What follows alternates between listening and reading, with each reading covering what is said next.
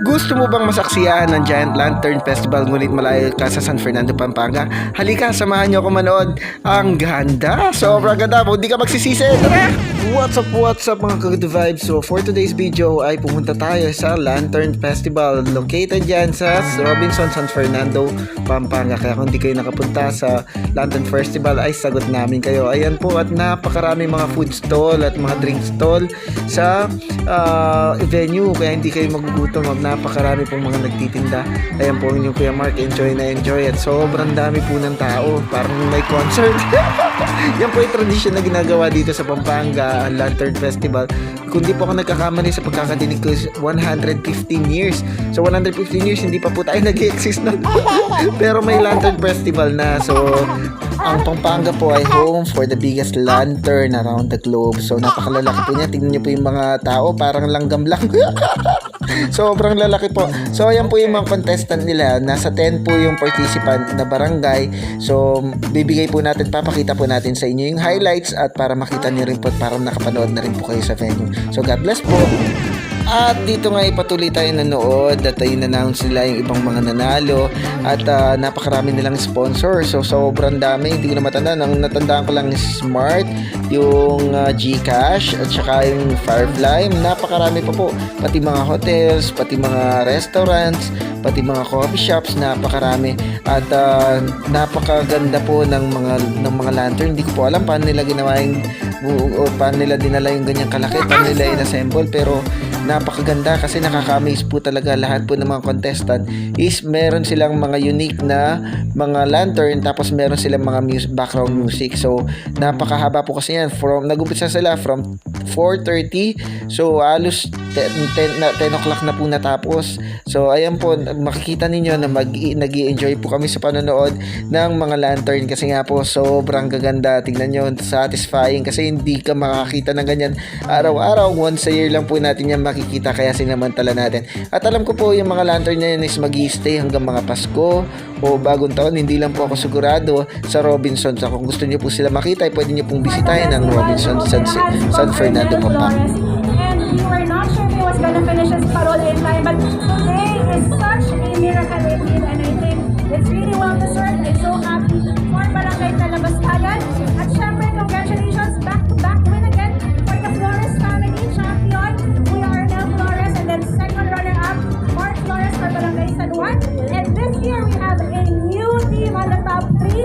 First runner-up, Barangay San Nicolas. I'm so happy and proud of you guys. Congratulations po sa inyong lahat. Pero sing for us, for everyone, they are all winners already. Kaya pamang-pamakyado na kiniratan ng Giant Lantern Festival this year.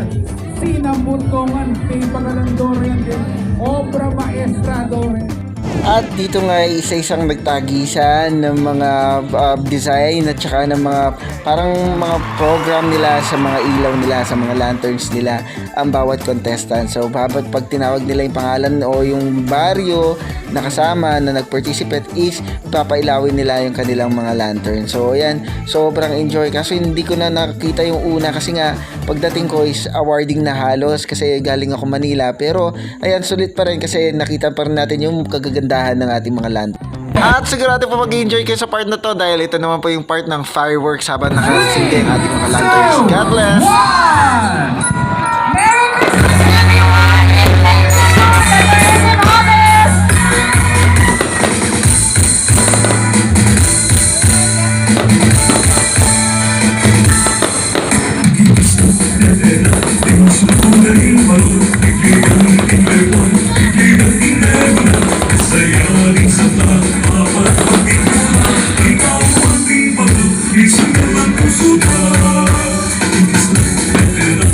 Sudah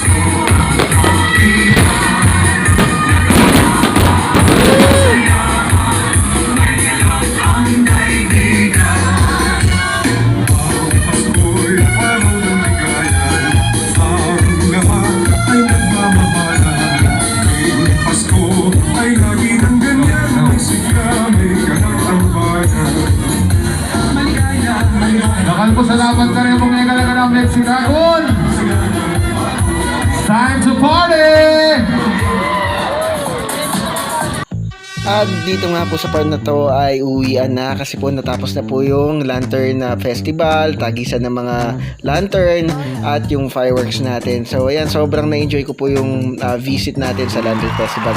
First time ko pong umattend kasi kahit dito po ako sa Pampanga, di po ako nagkakaroon ng panahon na makapanood dahil nga po nagtatrabaho. Muli po, ito ang inyong Kuya Mark at si Botchog nagsasabing always good vibes lang po tayo at gawa po tayo ng kasiyahan natin sa araw-araw, bawat segundo, minuto at oras ng ating buhay dahil po ang Diyos ay nais po tayong maging masaya at regalo po ng Diyos ang ating buhay, kaya po i-appreciate natin ito at lagi po tayong dapat good vibes lang po.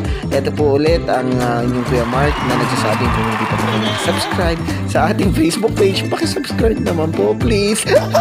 At ay makapollow po pala sa Facebook page at pakisubscribe naman po yung YouTube channel natin. God bless po. We'll see you on the next vlog. See ya. Ang ganda!